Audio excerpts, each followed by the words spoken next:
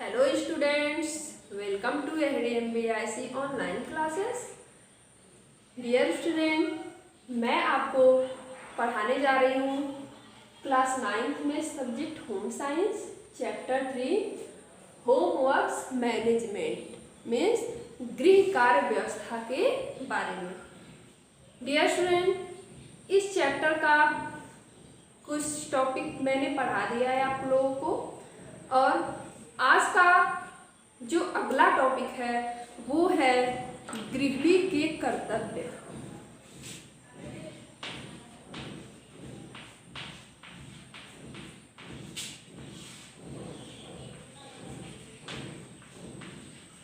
गृहिणी के कर्तव्य।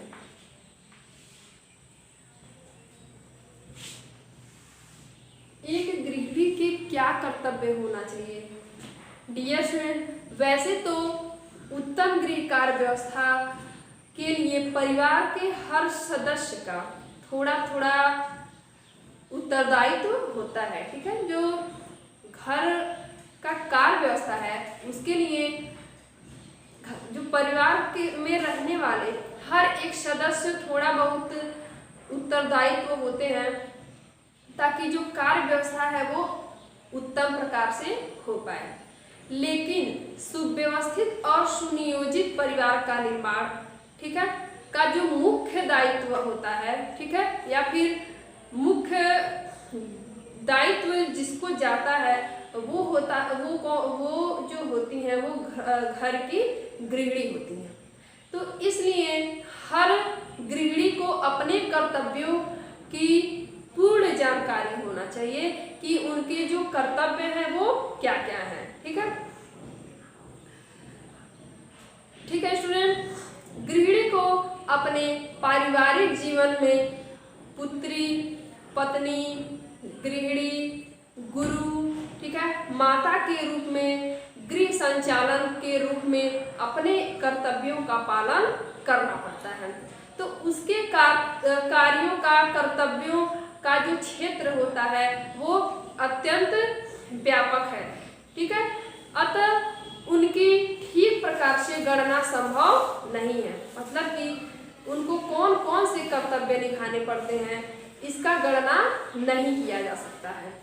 फिर भी उसके कर्तव्यों का विभाजन मुख्य रूप से किया जा सकता है, जैसे कि पारिवारिक कर्तव्य, जैसे कि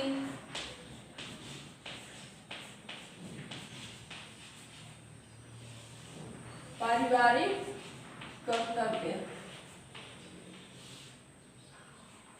जैसे कि पहला है पारिवारिक कर्तव्य। डियर फ्रेंड, गृहिणी का प्रमुख कर्तव्य होता है कि वह अपने पारिवारिक जीवन को शांतिमय और आनंदमय बनाने के लिए, ठीक है, और अपने परिवार के सदस्यों का क्या करना है, यथापूर्वक, ठीक है, या फिर यथासंभव उनका सम्मान करें। एक गृहिणी को, ठीक है, अपने पारिवारिक जीवन को सुखी, शांति, ठीक है, आनंदमय बनाने के लिए उनको क्या करना चाहिए कि वह अपने परिवार के सदस्यों का क्या करें, जितना हो सके उतना सम्मान करें। यह गृहिणी का सबसे प्रमुख कर्तव्य होता है। उनके दुख सुख में उनके क्या बने, सहचरी बने, ठीक है, मतलब कि भागीदारी बने, उनकी विभिन्न आवश्यकताओं की पूर्ति तन मन धन से करें, ठीक है, और यह घर के सभी सदस्यों को, ठीक है, घर के सभी सदस्यों को भी गृहिणी का क्या करना चाहिए, साथ देना चाहिए, ठीक है। उनके साथ हमेशा प्यार से पेश आए। जो भी आपके घर में सदस्य हैं उनसे हमेशा स्नेह पूर्वक प्यार से पेश आए, कोई भी कटुक शब्द या फिर गलत शब्द नहीं बोले, ठीक है। यह एक गृहिणी का क्या है, कर्तव्य है। पत्नी के रूप में अगर कर्तव्य देखा जाए तो हर एक गृहिणी को उनका कर्तव्य है कि वह अपने पति की इच्छाओं, भावनाओं और विचारों का सम्मान करें और उनका हर परिस्थिति में क्या करें, उनका साथ दें। ठीक है, हर परिस्थिति में क्या करें, उनका साथ दें। उनके विचारों से यदा कदा सामंजस्य न होने पर अत्यंत आत्मीयता और स्नेहपूर्ण व्यवहार से पति को अपने विचारों से अवगत करें। तो ये है पारिवारिक कर्तव्य। दूसरा है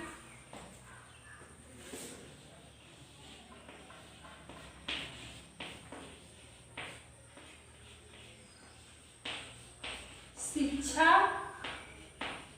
संबंधित कर्तव्य।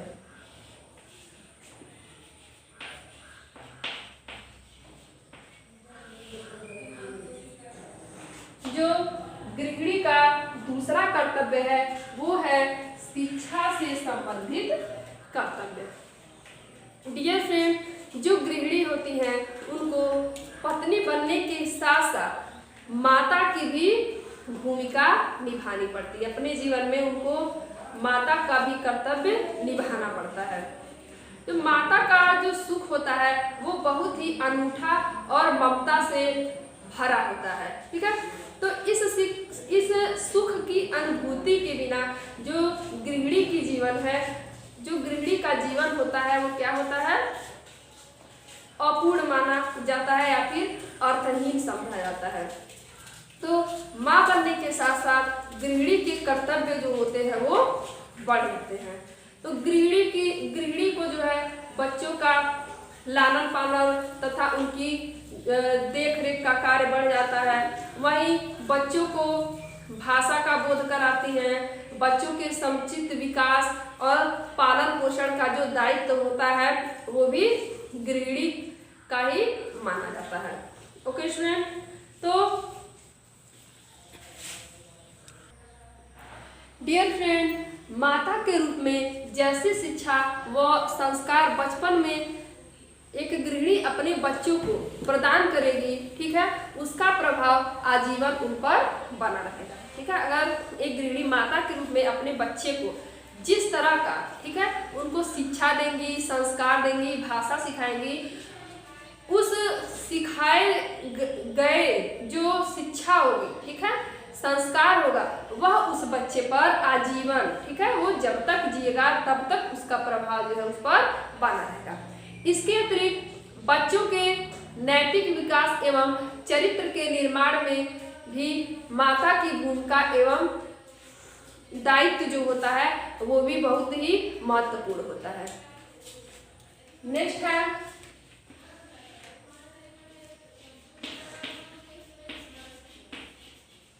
धार्मिक कर्तव्य।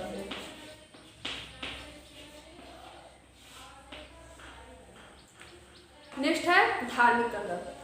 डियर फ्रेंड, माँ का कर्तव्य केवल अपने संतान को जन्म देने तक ही सीमित नहीं है कि मतलब बच्चे को जन्म दे दी उनका काम खत्म, लेकिन ऐसा नहीं है।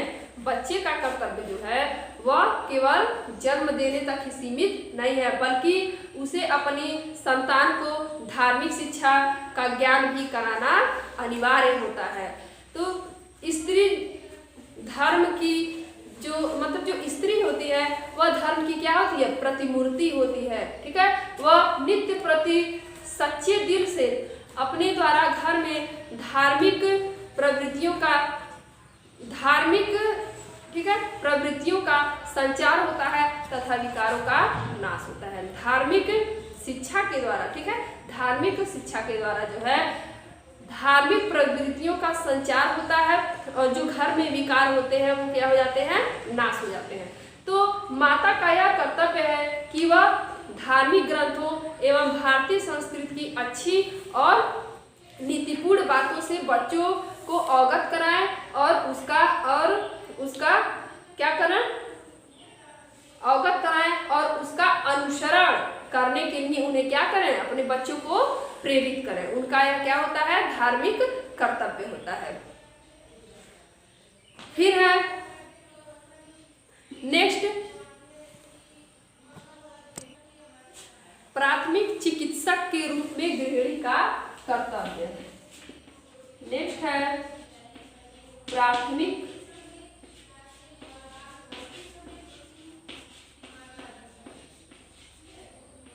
चिकित्सक के रूप में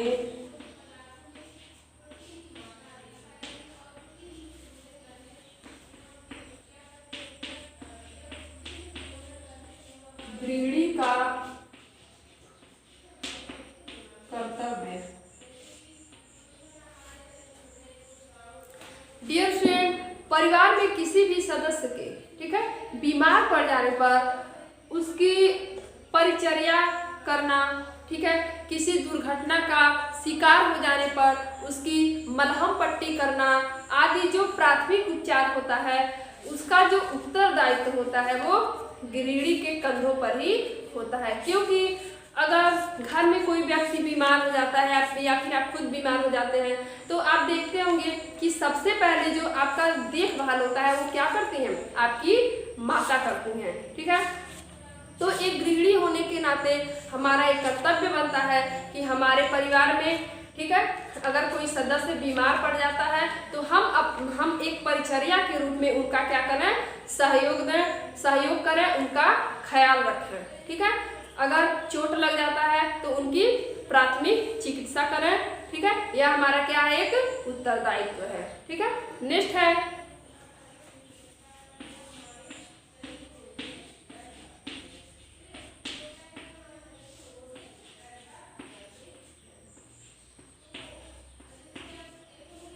है सेवकों के प्रति कर्तव्य।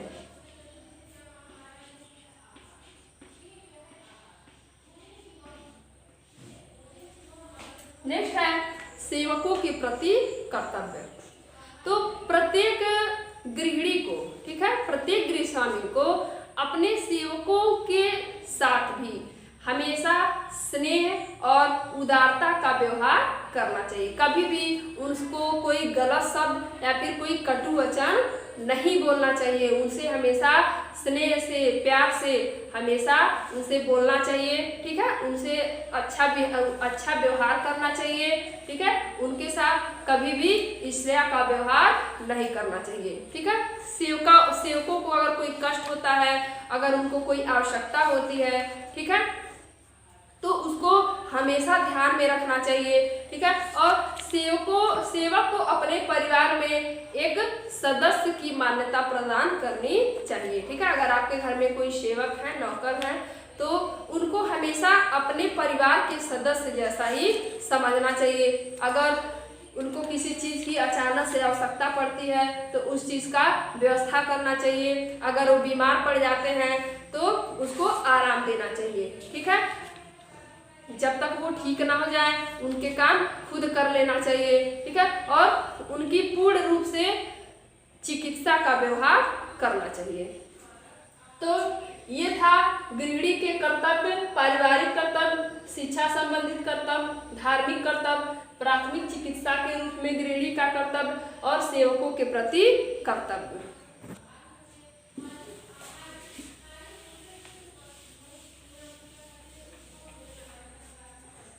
अब जो नेक्स्ट टॉपिक है आपका वो है परिवार में सदस्यों की संख्या।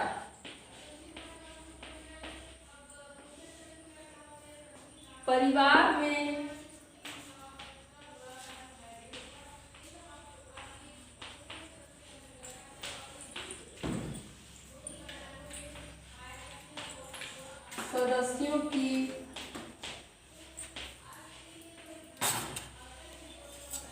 सदस्यों की संख्या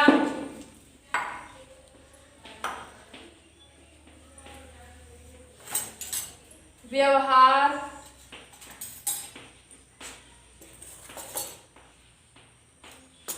अभिरुचि का महत्व।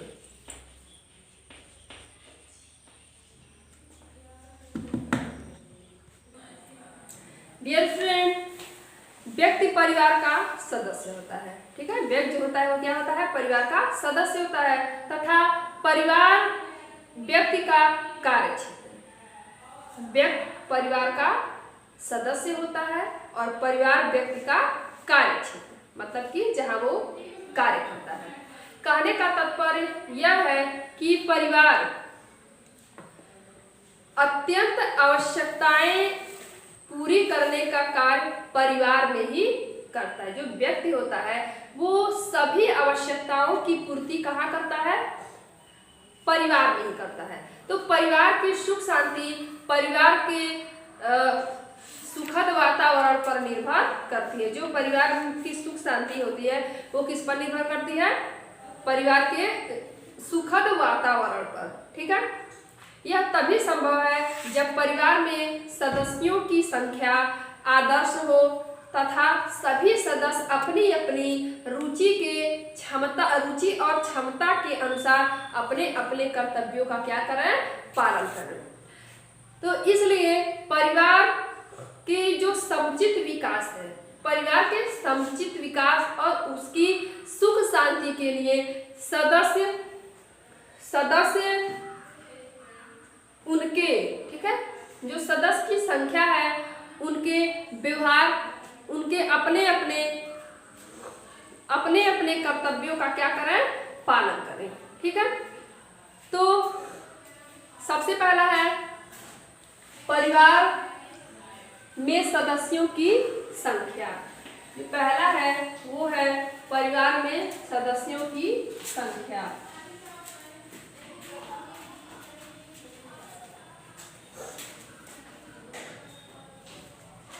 डियर स्टूडेंट, परिवार के समुचित विकास तथा गृह कार्य व्यवस्था की कुशलता और परिवार की सुख शांति के लिए परिवार की जो सदस्य की संख्या है वह एक विशेष स्थान रखता है। ठीक है, या फिर इसका एक क्या है? विशेष महत्व है। तो प्राचीन युग में भारत में अधिकांश जो परिवार होता था वो संयुक्त परिवार होता था। ठीक है, परंतु वर्तमान समय में, मतलब जारी समय में, इस समय में जो है परिवार की सदस्यों की जो संख्या वो कम हो गया है। ठीक है, और इसके साथ साथ एक आदर्श परिवार पर भी बल दिया जा रहा है। तो जैसे कि जो आदर्श परिवार है उसमें पति पत्नी और उनके 2 बच्चे, ये इसको आदर्श परिवार माना जा रहा है और इस पर ही लोग क्या कर रहे हैं? अधिक ध्यान दे रहे हैं। तो अतः आज संयुक्त परिवार जो है आदर्श परिवार की वजह से क्या होते जा रहे हैं? कम होते जा रहे हैं, जबकि अधिक जनसंख्या प्राचीन प्रथाओं और परंपराओं का केंद्र था।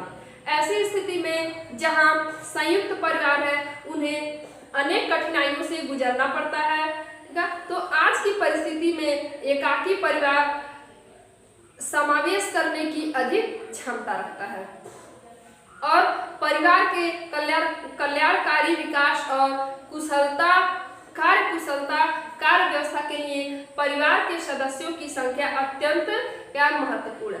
तो परिवार के सदस्यों की जो संख्या है वो परिवार की संख्या पर परिवार का स्वरूप निर्भर करता है। तो हमारे देश में 2 प्रकार के परिवार होते हैं। पहला होता है संयुक्त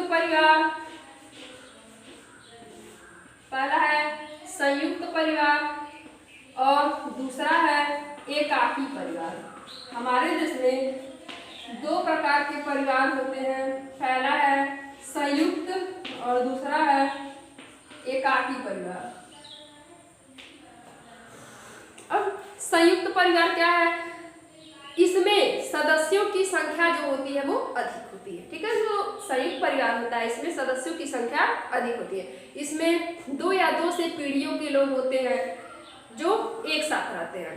जैसे इसमें दादा दादी, चाचा चाची, उनके बच्चे, ठीक है, एक साथ ही एक ही घर में रहते हैं।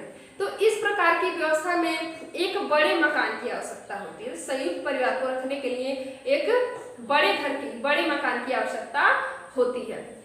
तो और संयुक्त परिवार में जो कार्य व्यवस्था है वो उत्तम नहीं होता है, वो अच्छे प्रकार से नहीं हो पाता है। इसके कुछ कारण है, जैसे कि कार्यों की जो संख्या है, ठीक है, जो कामों की संख्या है वो अधिक होती है। घर की सफाई, देखभाल, रसोई के कार्य भी क्या होते हैं? अधिक होते हैं। बच्चे अधिक होने के कारण उनका लालन पोषण, शिक्षा आदि के जो कार्य होते हैं वो भी बहुत कम होते हैं। और मेहमानों और अतिथियों का आगमन भी जो होता है वो अधिक होता है। परिवार में कुछ गैर जिम्मेदार सदस्य भी होते हैं। ठीक है, पुरानी और नई पीढ़ी के विचारों में मतभेद हो जाता है। ठीक है, परिवार के सभी सदस्यों को बच्चों के लालन पोषण में पूरी जिम्मेदारी निभानी चाहिए। परिवार के सभी सदस्य में कार्यात्मक सहयोग होना चाहिए, ठीक है। और संयुक्त परिवार में कार्य व्यवस्था उत्तम हो, ठीक है। इसके लिए इन सब बातों का ध्यान रखना चाहिए। सेकेंड है एकाकी परिवार। एकाकी परिवार क्या होता है? एकाकी परिवार जो होता है, एकाकी परिवार में पति पत्नी, ठीक है, और उनके जो अविवाहित बच्चे होते हैं वे शामिल होते हैं, ठीक है। तो इनमें सदस्यों की संख्या भी कम ही होती है, ठीक है। जैसे 2 या 3 बच्चों की संख्या होती है, उनके माता पिता होते हैं। तो इस संख्या की दृष्टि से इसको एकाकी परिवार को जो है आदर्श परिवार माना जाता है। तो और एक आदर्श परिवार बनने से लाभ भी होते हैं, जैसे कि सदस्यों के शारीरिक मानसिक विकास पर पूरा ध्यान दिया जाता है। उनकी शिक्षा दीक्षा की व्यवस्था भली प्रकार होती है। बच्चे आत्मनिर्भर होना सीखते हैं। सदस्यों में प्रेम और सहयोग की भावना होती है। गृहिणी को सामाजिक व आर्थिक क्षेत्रों में कार्य करने के भी अवसर प्राप्त होता है और घर का वातावरण जो होता है वो सुख और शांत होता है। तो ये था परिवार में सदस्यों की संख्या के अनुसार परिवार को 2 भागों में बांटा गया है, संयुक्त और एकाकी परिवार। नेक्स्ट है व्यवहार। डियर स्टूडेंट, परिवार के समुचित विकास के लिए यदि सदस्यों की संख्या कम संख्या का महत्व है, तो सदस्यों के परस्पर व्यवहार का महत्व भी कम है। जैसे पति पत्नी दोनों को अपनी व्यवहार इतना शालीन और मधुर बनाना चाहिए जिससे बच्चों पर अनुकूल प्रभाव पड़े, ठीक है, मतलब कि अच्छा प्रभाव पड़े तथा उनका उचित रीति से नैतिक विकास हो पाए। माता पिता यदि अच्छे हैं, सुसंस्कृत होते हैं, तो उनके जो बच्चों की आदतें हैं और शिक्षा है उसका भी उन पर क्या होता है, आदतों और शिक्षा पर अच्छा प्रभाव पड़ता है। बच्चे परिवार का आईना होते हैं, ठीक है। बच्चे जो होते हैं वो क्या होते हैं, परिवार का आईना होते हैं। बच्चों में अनुशासन, बड़ों का सम्मान देने की आदत, सबसे मधुर और शिष्ट व्यवहार देखकर सहज ही उनके सम्मान परिवार का अनुमान हो जाता है, ठीक है। किसी भी बच्चे के गुणों को देखकर कोई भी यह कह सकता है कि उनका जो परिवार है वो कितना आदर्श है, कितना अच्छा है। नेक्स्ट है अभिरुचि। किसी विशेष कार्य, ठीक है, किसी विशेष का या व्यवहार के प्रति विशेष रुचि जो होता है उसको ही अभिरुचि कहते हैं। वंस अगेन, किसी विशेष का या व्यवहार के प्रति विशेष रुचि जो होता है उसको ही अभिरुचि कहा जाता है। परिवार के सदस्यों की अभिरुचि उत्कृष्ट और परस्पर मेल खाती हुई तो पारिवारिक जीवन बड़ा आनंदमय रहता है। अन्यथा गृहिणी के लिए सदस्यों को संतुष्ट करना बहुत ही कठिन हो जाता है। गृहिणी को चाहिए कि वह बहुत ही कुशलता से, ठीक है, परिवार के सदस्यों और बच्चों में अच्छे कार्यों की, ठीक है, अच्छे कार्यों की अभिरुचि का विकास करे, ठीक है। अच्छी अभिरुचियों का व्यक्ति जो होता है वो बहुत ही गुणवान बनता है। उससे देशभक्ति, आत्मगौरव, उत्तम चरित्र और कल्पनाशीलता और विभिन्न कार्यों की कलात्मक रुचियों का विकास होता है। डियर फ्रेंड, इस तरह आपका ये चैप्टर 3 समाप्त होता है। आई होप आपको चैप्टर अच्छे से समझ में आया होगा। अगर कुछ कंफ्यूजन हो, ना समझ में आया हो तो आप वीडियो को दोबारा देखिए। Thank you.